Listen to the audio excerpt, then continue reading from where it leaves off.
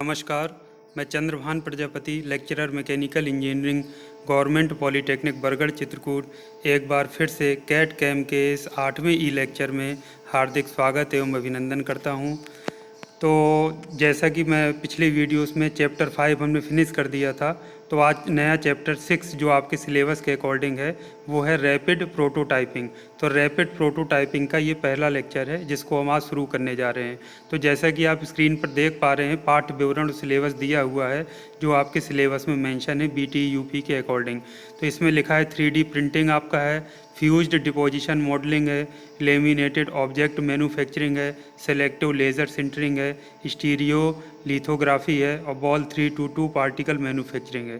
तो इस तरीके की चीज़ें दी हैं। बेसिकली ये जो आपका पूरा का पूरा चैप्टर है ये 3D प्रिंटिंग पर ही बेस्ड है और 3D प्रिंटिंग की जो डिफरेंट टेक्नोलॉजीज़ हैं उनके बारे में आपको पढ़ना है। और ये रैपिड प्रोटोटाइपिंग क्या होता है, तो सिस्टमेटिक तरीके से पहले हम कुछ बेसिक कॉन्सेप्ट समझेंगे, उसके बाद हम सिस्टमेटिक तरीके से उसको पढ़ना शुरू करेंगे। तो सबसे पहले हम जान लेते हैं रैपिड प्रोटोटाइपिंग। रैपिड मतलब तो होता है तीव्र, और प्रोटोटाइपिंग मीन्स प्रोटोटाइप बनाना किसी मशीन का या किसी उत्पाद का। तो एक रैपिड प्रोटोटाइपिंग को हम कह सकते हैं तकनीकों का एक समूह है जिसका प्रयोग 3D कैड डेटा की सहायता से किसी पार्ट के स्केल मॉडल का निर्माण किया जाता है। तो रैपिड प्रोटोटाइपिंग क्या है, एक तकनीकों का समूह है। तो 3D यानी 3 डायमेंशनल कैड डेटा, कैड मतलब कंप्यूटर एडेड डिज़ाइन, जो कि आप पढ़ रहे हैं और इसके सॉफ्टवेयर के बारे में भी मैं आपको बता चुका हूँ। उसकी सहायता से किसी पार्ट के या किसी ऑब्जेक्ट के स्केल मॉडल का निर्माण किया जाता है। स्केल मॉडल क्या होता है इसके बारे में भी आगे स्लाइड में हम देखेंगे। तो किसी पार्ट का निर्माण या असेंबली बनाने के लिए 3D प्रिंटिंग या एडिटिव लेयर मैन्युफैक्चरिंग तकनीक का प्रयोग किया जाता है। तो किसी भी पार्ट का प्रिंटिंग आप सब जानते हैं, जैसे आप प्रिंट आउट दुकानों में निकलाने जाते हैं तो आप पेपर पर प्रिंट आउट निकलाते हैं। तो 3D प्रिंटिंग क्या होती है, 3D प्रिंटिंग में कोई ऑब्जेक्ट बनाए जाते हैं, पूरे शेप बन जाते हैं। जैसे कोई भी 3D ऑब्जेक्ट है, कोई टॉय है या कोई उत्पाद है, ये इस तरीके के अब किस तरह से बनते हैं, ये हम डिफरेंट टेक्नोलॉजीज उसकी कौन कौन सी हैं ये हम आगे की स्लाइड्स में देखेंगे। तो आगे चलते हैं। ये आप देख रहे हैं, ये प्रोटोटाइप क्या होता है। प्रोटोटाइप होता है परीक्षण के उद्देश्य से बनाया गया किसी वस्तु का मॉडल प्रोटोटाइप कहलाता है। तो प्रोटोटाइप को आप समझ लीजिए, परीक्षण के उद्देश्य से किसी वस्तु का मॉडल प्रोटोटाइप कहलाता है। तो कोई भी बड़ी मशीन के वास्तविक निर्माण से पूर्व उसका एक कार्यकारी मॉडल बना लिया जाता है एवं उसका परीक्षण करके उसके व्यवहारिक होने संबंधी अध्ययन किया जाता है। प्रोटोटाइप का परीक्षण सफल होने पर वास्तविक उत्पाद के निर्माण संबंधी निर्णय लिया जाता है। तो आप समझ लीजिए कोई बहुत बड़ी एक मशीन बनाना है, तो यदि हम टेस्टिंग के पर्पज़ से पूरी मशीन ही नहीं बनाकर तैयार करेंगे तो उसमें बहुत ज़्यादा खर्च हो जाएगा कि पता नहीं सफल होगी मशीन की नहीं होगी। बट तो उसके स्थान पर क्या किया जाता है, उसका स्केल मॉडल एक छोटा सा उसी तरह का बिल्कुल सेम उसी तरह से वो कार्य करता हुआ छोटा सा मॉडल तैयार करके और फिर उसका परीक्षण कर लिया जाता है। तो वो जो छोटा सा मॉडल हम बनाते हैं एक्चुअल मशीन का, वो उसको हम कहते हैं प्रोटोटाइप। तो दूसरे शब्दों में कह सकते हैं कि प्रोटोटाइप किसी वाहन या मशीन का प्रारंभिक वर्जन होता है जिसका परीक्षण करके एवं ट्रेड शो इत्यादि में प्रदर्शित करके लोगों से फीडबैक लिया जाता है। परीक्षण एवं फीडबैक अच्छा होने पर उस वाहन या मशीन के उत्पादन संबंधी निर्णय लिया जाता है। जैसे कई बार क्या होता है, कुछ कंपनीज एक्चुअल में कार लॉन्च ना करके एक प्रोटोटाइप कार लॉन्च करती हैं। आपने सुना होगा कि ये फला कंपनी ने ये कार लॉन्च किया, तो वो प्रोटोटाइप मॉडल किसी बहुत बड़े बड़े जो मेले लगते हैं या शो होते हैं, ट्रेड शो होते हैं, वहाँ पर रख देते हैं। तो वहाँ लोग आते हैं, देखते हैं कि अरे ये महिंद्रा कंपनी ने या टाटा कंपनी ने ये कितनी बेहतरीन कार लॉन्च की है। तो लोग उसको देखते हैं, उसके फीचर्स को समझते हैं, फिर लोगों से फीडबैक लिया जाता है। तो कंपनी को लगता है कि हाँ ये कार और इसके जो फीचर्स हैं लोगों को पसंद आ रहे हैं, तो फिर वो एक्चुअल मैन्युफैक्चरिंग की तरफ जाते हैं और उत्पादन के संबंध में निर्णय लेते हैं। तो ये काम कैसे किया जाता है, प्रोटोटाइप के द्वारा। अब ये एक चीज़ मैं आपको दिखाना जो चाह रहा हूँ, ये आप इसको देखिए, स्केल मॉडल क्या होता है। अभी जो बात चल रही थी स्केल मॉडल की, तो स्केल मॉडल जो वास्तविक एक कोई वस्तु है या वास्तविक एक उत्पाद है तो उसके छोटे साइज में बनाई गई नकल होती है। सेम हूबहू बिल्कुल उसी तरीके से होती है उत्पाद की तरह, और उसका जो फंक्शन होता है, कार होते हैं, वो भी उसी तरीके के होते हैं। तो सामान्यतः स्केल मॉडल वास्तविक मॉडल से आकार में छोटा बनाया जाता है। एवं पूर्ण साइज की वस्तु के निर्माण में गाइड का कार्य करता है। दूसरे सरल शब्दों में कहें तो किसी वास्तविक वस्तु का छोटा सा मॉडल जो उसके भौतिक गुणों को प्रदर्शित करे उसका स्केल मॉडल कहलाता है। तो स्केल मॉडल को इस तरह से बनाया जाता है कि उसके सभी महत्वपूर्ण गुण बिल्कुल वास्तविक वस्तु की तरह हों, इस तरह से उसका निर्माण किया जाता है। तो ये अगर आप देखिए, ये दो चित्र आपको दिख रहे हैं। तो ये जो पहला चित्र है, ये आप देखिए चित्र 1 है, जल टरबाइन का स्केल मॉडल है। जल टरबाइन मीन्स वाटर टरबाइन, आप जानते हैं। तो वाटर टरबाइन इतनी छोटी नहीं होती जितना कि आपको इस तरह देख रहे हैं। ये क्या है, उसका स्केल मॉडल है। वाटर टरबाइन तो बहुत बड़ी होती है। तो उसका परीक्षण करने के उद्देश्य से एक प्रोटोटाइप उस बड़ी मशीन का, बड़ी जो जल टरबाइन थी उसका एक छोटा सा स्केल मॉडल, मतलब एक निश्चित उसमें कम करते गए, एक निश्चित स्केल पर उसको कम करके इसको बनाया गया है। और इसकी जाँच करके इसका टेस्टिंग की जाती है। टेस्टिंग में यदि सफल होता है, कोई कमी आती है तो उस कमियों को दूर करके बना, तब तक उसको किया जाता है जब तक कि पूरा सफल मॉडल ना तैयार हो जाए।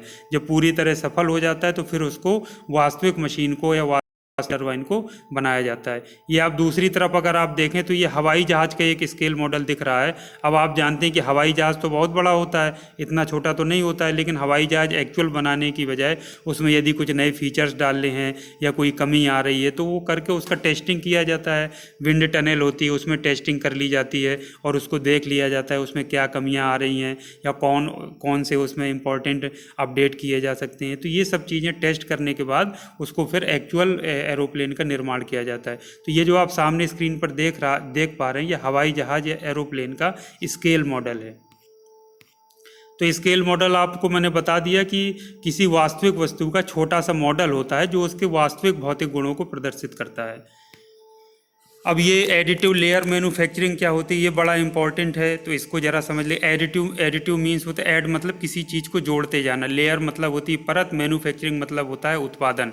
तो यदि पदार्थ की परत के ऊपर परत जोड़कर उत्पादन की प्रक्रिया की जाए तो उसे हम एडिटिव लेयर मैन्युफैक्चरिंग कहते हैं। जैसे कोई उत्पाद हमको बनाना है तो हम लेयर्स में बनाएं, एक लेयर रखें, फिर उसके ऊपर दूसरी लेयर बिछाएं, फिर तीसरी लेयर बिछाएं, चौथी लेयर बिछाएं, पांचवी लेयर, और लेयर बिछा कर जिस आकार या आकृति का हमारा उत्पाद है वो बन जाए तो उसको हम क्या कहेंगे, एडिटिव लेयर मैन्युफैक्चरिंग। यानी परत दर परत, क्या परतों के रूप में उसको जोड़ते जा करके उसको उत्पाद का निर्माण करना, तो इसको कहते हैं एडिटिव लेयर मैन्युफैक्चरिंग।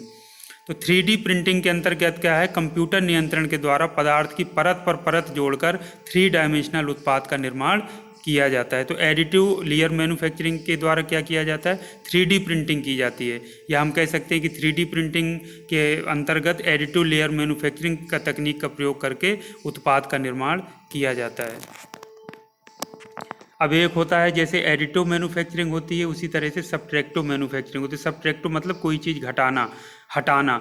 तो जैसे परंपरागत मशीनिंग प्रक्रम, जैसे खराद होता है, लेथ मशीन जिसको आप जानते हैं, मिलिंग होता है, ब्रोचिंग, तो इन सब में क्या होता है, धातु का एक टुकड़ा होता है, वर्क पीस, उसमें से जो अवांछित पदार्थ या धातु होती है उसको काट करके हम अलग कर देते हैं और वांछित आकार और आकृति का उत्पाद बनाते हैं। तो आप सभी जानते हैं, लेथ में काम करते हुए आपने परफॉर्म होते हुए देखा होगा, मिलिंग मशीन में देखा होगा, तो उसको सब्ट्रैक्टिव मैन्युफैक्चरिंग कहते हैं। तो ये परंपरागत मशीनिंग प्रक्रम है जो हमेशा से चला आ रहा है, हम करते जा रहे हैं। और जो एडिटिव लेयर मैन्युफैक्चरिंग है वो नई तकनीक है कि लेयर जोड़ जोड़ करके उत्पाद हम 3D ऑब्जेक्ट बना दें कोई, तो एडिटिव उसको बोलते हैं लेयर मैन्युफैक्चरिंग। ये सब्ट्रैक्टिव, इससे मतलब घटा रहे हैं कोई चीज़, अवांछित पदार्थ को काट करके अलग कर रहे हैं और आकार और आकृति का उत्पाद हम बना रहे हैं, तो इसको हम सब्ट्रैक्टिव मैन्युफैक्चरिंग के नाम से जानते हैं। अब ये 2D और 3D मॉडल का कॉन्सेप्ट हम समझ लेते हैं। 2D का फुल फॉर्म होता है 2 डायमेंशनल, से मतलब है जिसमें 2 विमाएँ हों। तो 2D आकृति में 2 विमाएँ होती हैं, जैसे लंबाई या ऊंचाई चौड़ाई मान लीजिए, या लंबाई ऊंचाई मान लीजिए, तीसरी नहीं होती है। तो इनको जब ये सतह पर, प्लेन सतह पर बनती हैं तो इनको प्लेन फिगर, प्लेन आकृति भी कहा जाता है। 3D से तात्पर्य 3 डायमेंशनल आकृति से है, जिसमें 3 विमाएँ होती हैं, यानी लंबाई, चौड़ाई और ऊंचाई भी जिसमें हो। तो मैथमेटिक्स एवं फिजिक्स के संदर्भ में यदि हम बात करें तो जो 2D आकृति होती है उसको x और y अक्ष में हम प्लॉट कर सकते हैं, जबकि 3D आकृति को प्लॉट करने के लिए x अक्ष चाहिए, y अक्ष चाहिए और z अक्ष चाहिए, तभी हम उसको प्लॉट कर सकते हैं। तो 2D आकृति की बात करें तो उसमें सिर्फ क्षेत्रफल होता है, आयतन नहीं होता है, लेकिन 3D आकृति में क्या होता है, आयतन होता है। तो हम आयतन को ज्ञात करते हैं या निकालते हैं। ये कुछ उदाहरण है 2D के उदाहरण। कौन से, जैसे वृत्त है, आप उसको प्लेन पेपर पर बना सकते हैं या ज़मीन पर बना सकते हैं। त्रिभुज हो गया, वर्ग हो गया, आयत हो गया, रेक्टेंगल जिसको हम कहते हैं। तो ये सारी जो प्लेन आकृतियां हैं ये 2D के उदाहरण हैं। 3D के उदाहरण आप सिलेंडर जैसे कोई बेलन ले लीजिए, तो उसमें सर्किल को जब हम एक तीसरी डायमेंशन में उठा देंगे हाइट में, तो वो 3D ऑब्जेक्ट बन गया। आप उसको समझ सकते हैं चित्र में। पिरामिड होता है, आप लोगों ने इंजीनियरिंग ड्राइंग में पढ़ा होगा। क्यूब होता है, प्रिज्म होता है, कोन होता है, स्फेयर होता है। आप सामने स्फेयर देख रहे हैं, कोन देख रहे हैं, सिलेंडर देख रहे हैं। तो इस तरीके की चीज़ें जो होती हैं वो 3D के अंतर्गत आती हैं। उसमें 3 विमाएँ होती हैं, एक्स, वाई और जेड, उसमें उसको ड्रॉ किया जाता है। तो आज आपने बेसिक कॉन्सेप्ट से एडिटिव लेयर मैन्युफैक्चरिंग के संदर्भ में स्केल मॉडल क्या होता है और जो 3D प्रिंटिंग के संदर्भ में आपने जाना। तो इसी क्रम में हम जो नेक्स्ट वीडियो है उसमें हम आपसे फिर मिलेंगे और आगे का जो पाठचर्या के हिसाब से आपका जो सिलेबस है उसको हम कवर करने का प्रयास करेंगे। यदि आपको वीडियो अच्छा लगा हो तो चैनल को लाइक और सब्सक्राइब करना मत भूलिएगा। तो नेक्स्ट वीडियो में आपसे मिलते हैं। आज के लिए इतना काफ़ी है। Thank you very much.